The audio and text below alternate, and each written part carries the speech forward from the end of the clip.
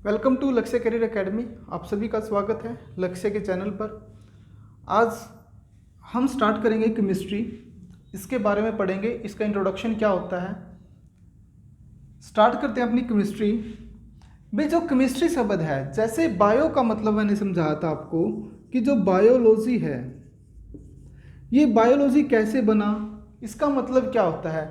उसी तरह से ये केमिस्ट्री है, ये वर्ड कहाँ से आया और किसके नाम पर केमिस्ट्री पड़ा, ये चीज़ें देखेंगे। जो केमिस्ट्री जो वर्ड है ये कीमिया से लिया गया है। केमिस्ट्री वर्ड जो लिया गया है ये कीमिया से लिया गया है। और कीमिया का मतलब क्या होता है? कीमिया का मतलब होता है काला रंग। मतलब एक नील नदी है, नील नदी में जो मिट्टी पाई जाती है वो काले रंग की होती है। और जब उस मिट्टी की स्टडी की गई तो उसमें बहुत सारे एलिमेंट्स पाए गए और उस मिट्टी को ही बोल दिया कीमिया। और कीमिया से क्या निकल के आया? केमिस्ट्री वर्ड निकल के आया। इस कीमिया से क्या निकल के आया भाई? केमिस्ट्री वर्ड निकल के आया। अब बात करते हैं केमिस्ट्री की डेफिनेशन क्या है। भाई रसायन विज्ञान की डेफिनेशन क्या बनती है? आप बताओगे कि विज्ञान की वह शाखा जिसके अंतर्गत जिसमें हम पदार्थ के भौतिक और रासायनिक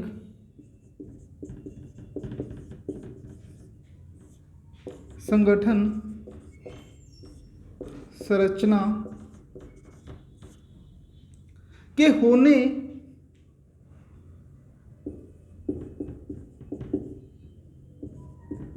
होने वाले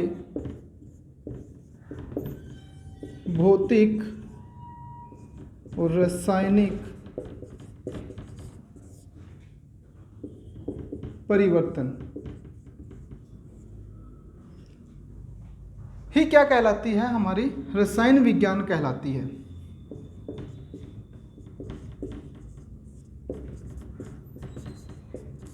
विज्ञान कहते हैं।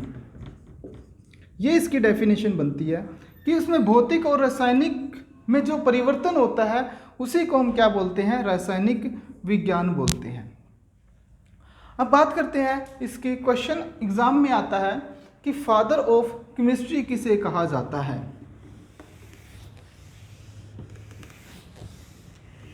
फादर ऑफ केमिस्ट्री और किसके कारण? भाई फादर ऑफ केमिस्ट्री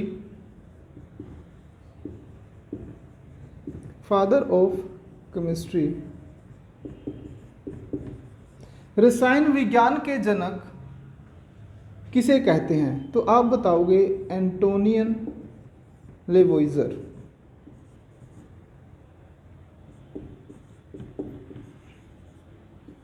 एंटोनियन लेवोइजर बोला जाता है। लेकिन इसी को क्यों बोला गया है? मॉडर्न केमिस्ट्री के भी जनक यही है। लेकिन इसको बोलने के पीछे क्या कारण है? इस 3 कारण होते हैं, इसीलिए इसको बोला गया है। पहला कारण क्या है हमारा? जैसे हाइड्रोजन।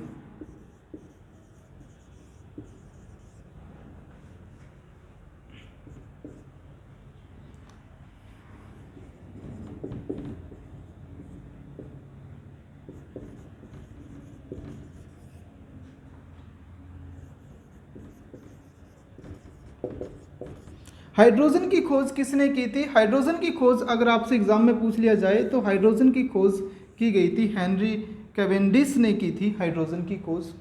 दूसरा क्वेश्चन, हाइड्रोजन को आवारा तत्व भी कहते हैं, इसलिए क्योंकि आवर्त सारणी के अंदर अभी तक हाइड्रोजन की पोजीशन डिसाइड नहीं हुई है, इसीलिए हम इसको क्या बोलते हैं? आवारा तत्व भी बोलते हैं हाइड्रोजन को।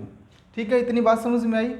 और लेकिन हेनरी ने जब इसकी खोज की, लेकिन ये नाम नहीं दे पाए इसने इसके बारे में एटॉमिक नंबर बता दिया, इसका मास नंबर ये होता है, लेकिन ये इसके नाम को नहीं रख पाए। जो इसका जो नाम दिया गया था हाइड्रोजन का, वो किसने रखा? वो रखा एंटोनियन ने रखा, लेवोइजियर।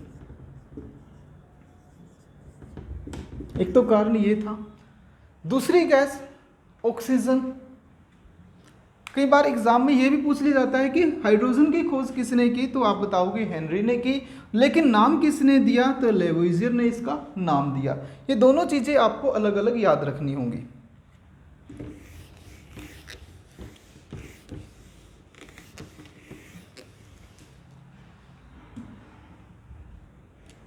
ऑक्सीजन, ऑक्सीजन जो खोज की थी वो किसने की थी, तो आप बताओगे प्रिस्टली ने इसकी खोज की थी ऑक्सीजन की। लेकिन ये भी इसके नाम नहीं दे पाए, प्रिस्टली भी इसका नाम नहीं दे पाए, और इसका नाम भी किसने दिया भाई, तो आपने एंटोनिन लेवोइजर ने ही इसका नाम दिया। एक तो कारण ये था, और दूसरा कारण क्या होता है,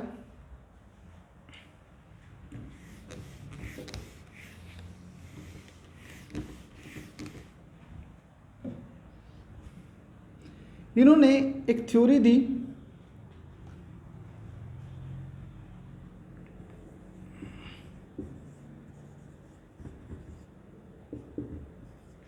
कम्बस्टन थ्योरी। इस थ्योरी का मतलब क्या होता है, जो कोई भी फ्यूल, कोई भी ईंधन, उसका ऑक्सीडाइजेशन करवाते हैं ऑक्सीजन की प्रेजेंस में, तो वहाँ से एक एनर्जी बाहर निकलती है, और वो किसी भी फॉर्म में हो सकती है, चाहे वो लाइट की फॉर्म में भी हो सकती है।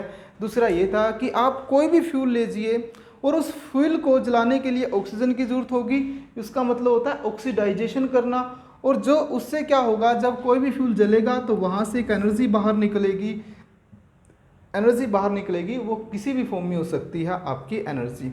सेकंड कारण इसका ये था। और तीसरा, इन्होंने भी क्या किया, अपनी एक बुक लिखी। कई बार ना पूछ लेते हैं कि लेवोइजियर ने कौन सी बुक लिखी थी, उसका नाम क्या है, तो आपको उसकी बुक का भी नाम याद रखना पड़ेगा कि इसने कौन सी बुक लिखी थी और उस बुक का नाम क्या था, तो आप बताओगे the element of chemistry, the element of chemistry, ये इसकी बुक का नाम था। आपको ये बुक का नाम भी याद रखना होगा। ये 3 कारण थे जिसके कारण मॉडर्न केमिस्ट्री, या फिर आप फादर ऑफ केमिस्ट्री एंटोनिन लेवोइजियर को बोला जाता है। इन 3 कारणों के कारण ही इसी को बोला जाता है। क्लियर? ये था इसका हमारा केमिस्ट्री का बेसिक अभी तक। अब हमारा टॉपिक है, टॉपिक का नाम क्या है, केमिकल कंपाउंड।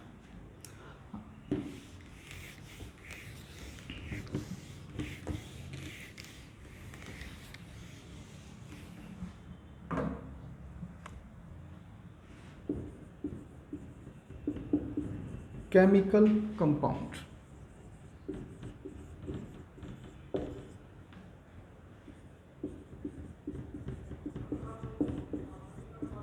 रासायनिक विज्ञान,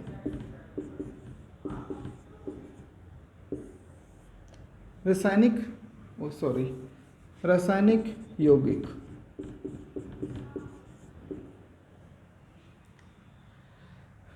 अब इसमें रासायनिक यौगिक में आपको पढ़ना क्या है, एसिड,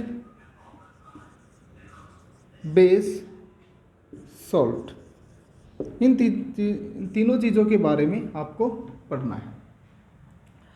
सबसे पहले डिस्कस करेंगे हम कि एसिड क्या होता है और बेस क्या होता है, इन दोनों चीज़ों को डिस्कस करेंगे।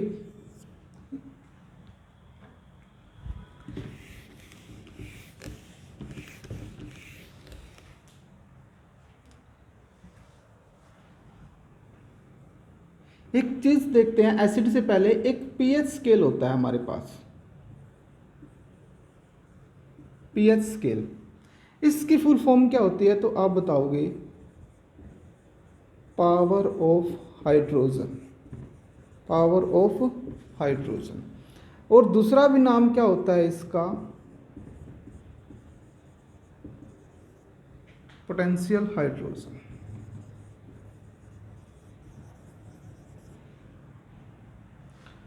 भाई ये 2 नाम होते हैं इसके।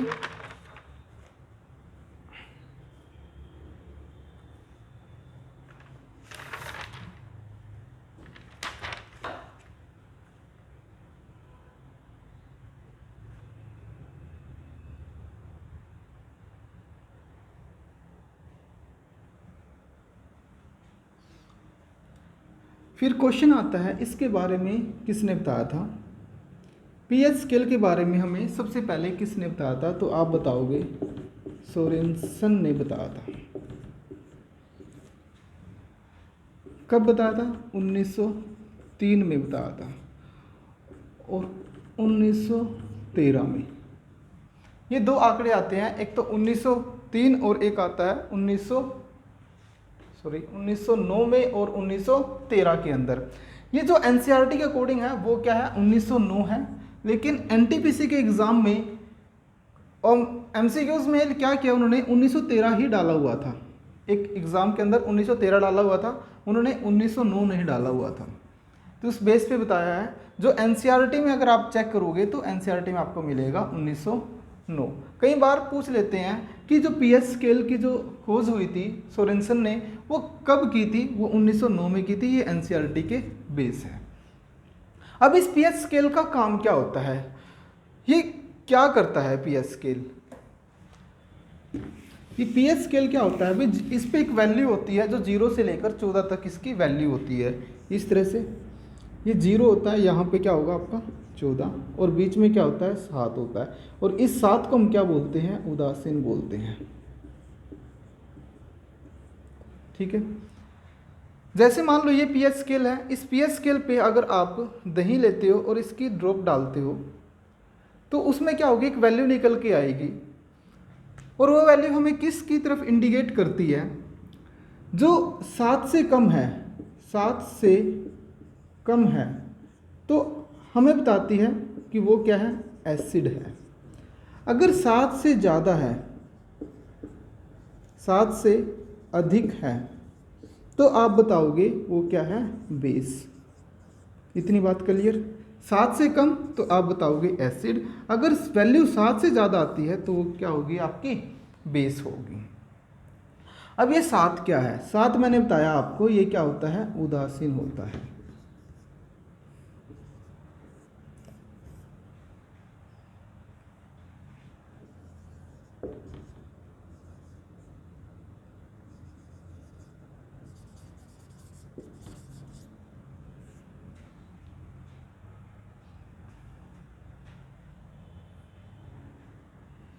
सात क्या होता है भाई, एक है उदासीन होता है, और इसको लिखता हूँ ऊपर की तरफ।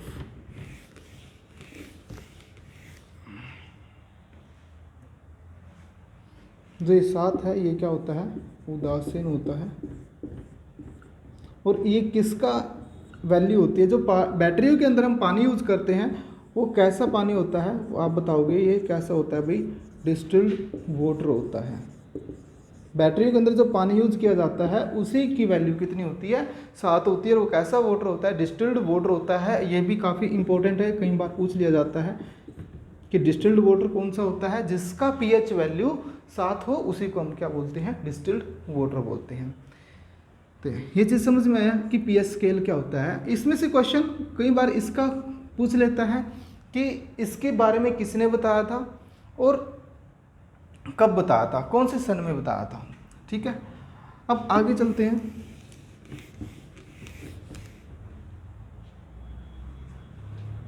कि एसिड और बेस, एक चीज़ हमें पता चली कि एसिड कौन से होंगे। अभी हमें चीज़ें समझ में आई कि जो हमारा जो पीएच स्केल होता है, अगर वो 7 से कम है, 7 से कम है, तो आप क्या कहोगे कि वो क्या है, एसिड होते हैं, अम्ल होते हैं।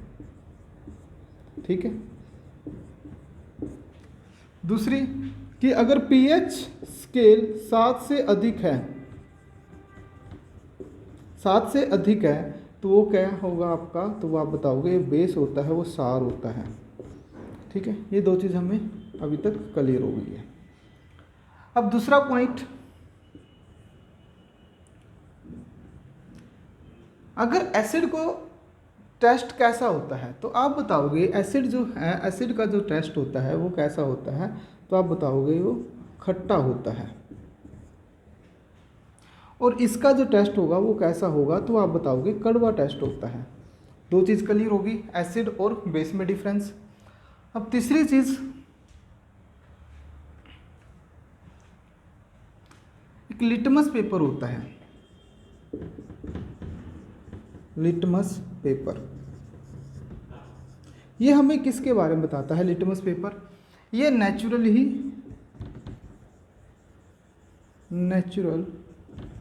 इंडिकेटर होता है, नेचुरल इंडिकेटर होते हैं हमारे। और नेचुरल इंडिकेटर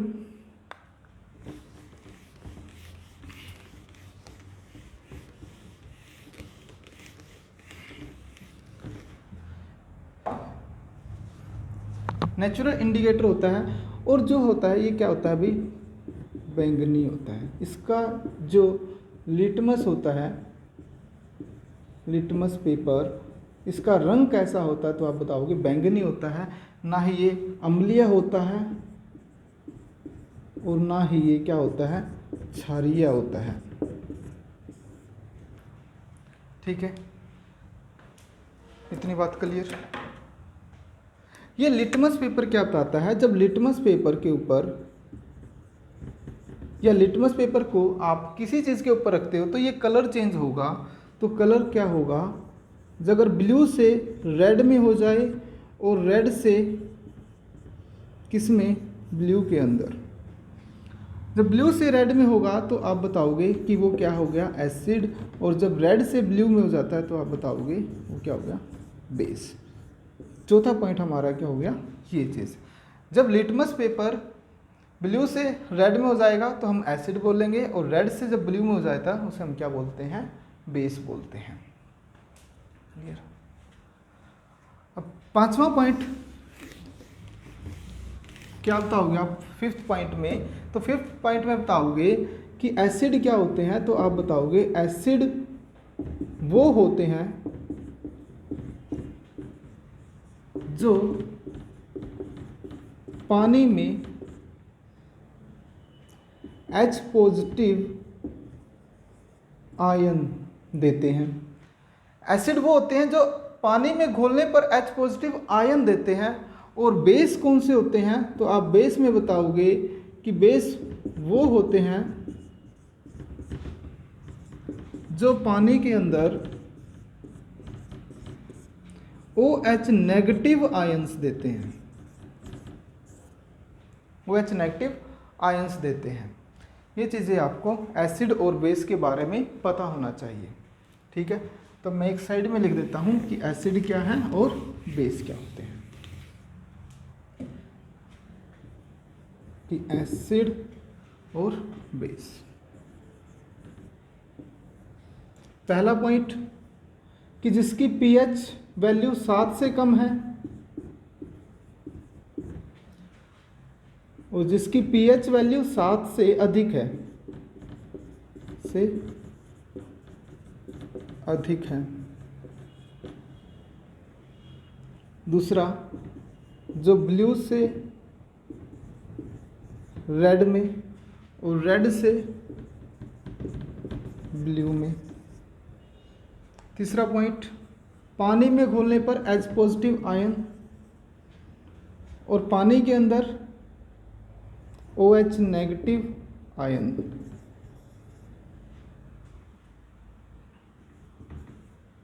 और चौथा पॉइंट क्या लिखोगे आप?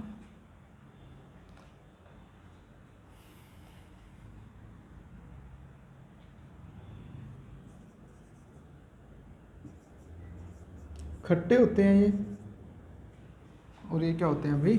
कड़वा होता है। इनका टेस्ट।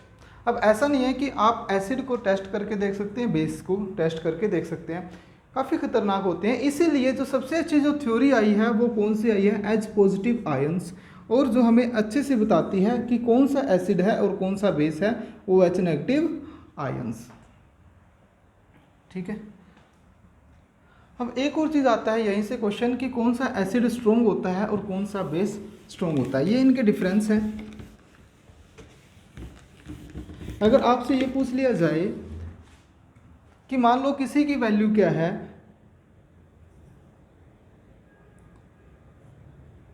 तो और एक की वैल्यू है 5, कि इनमें से कौन सा ज़्यादा स्ट्रॉन्ग है, कौन सा कम स्ट्रॉन्ग है। तो आप एक चीज़ का ध्यान रखना, ये हमारा pH स्केल होता है जो 0 से लेकर 14 तक इसमें वैल्यू होती है। जो जितना 7 से जितना ज़्यादा दूर जाएगा वो उतना ही क्या होगा, अधिक स्ट्रोंग होगा।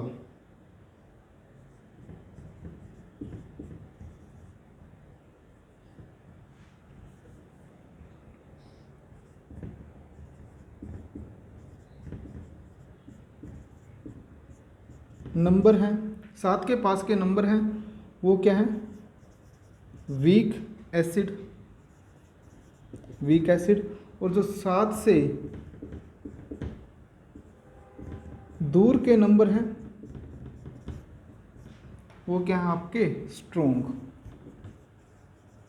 Strong acid. यही केस इसमें होता है, जो 7 से दूर हैं वो स्ट्रोंग बेस हैं, स्ट्रोंग बेस होते हैं। और जो 7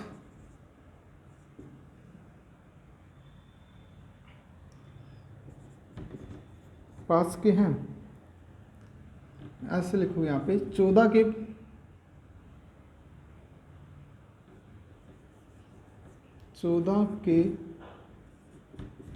पास के नंबर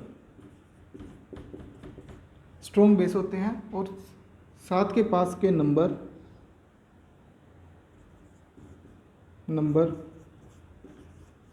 वीक बेस होते हैं। ठीक है, ये चीज़ और आपको याद रखनी है इसमें। आज यहीं तक करते हैं, फिर ये था इसका केमिस्ट्री का आज पहला पार्ट। फिर आगे पढ़ेंगे कि बेस क्या होते हैं। जब अगर हम एसिड प्लस बेस लेते हैं तो क्या बनता है। अगर एसिड को पानी के साथ रिएक्शन करवाएंगे तो क्या होगा, या एसिड को मेटल के साथ रिएक्शन करवाते हैं तो हमें क्या मिलता है। ठीक है, इस चीज़ के बारे में आगे पढ़ेंगे इस लेक्चर में, नेक्स्ट लेक्चर में। Okay, thank you. वीडियो अच्छी लगे तो प्लीज़ लाइक और सब्सक्राइब ज़रूर करना। Okay, thank you.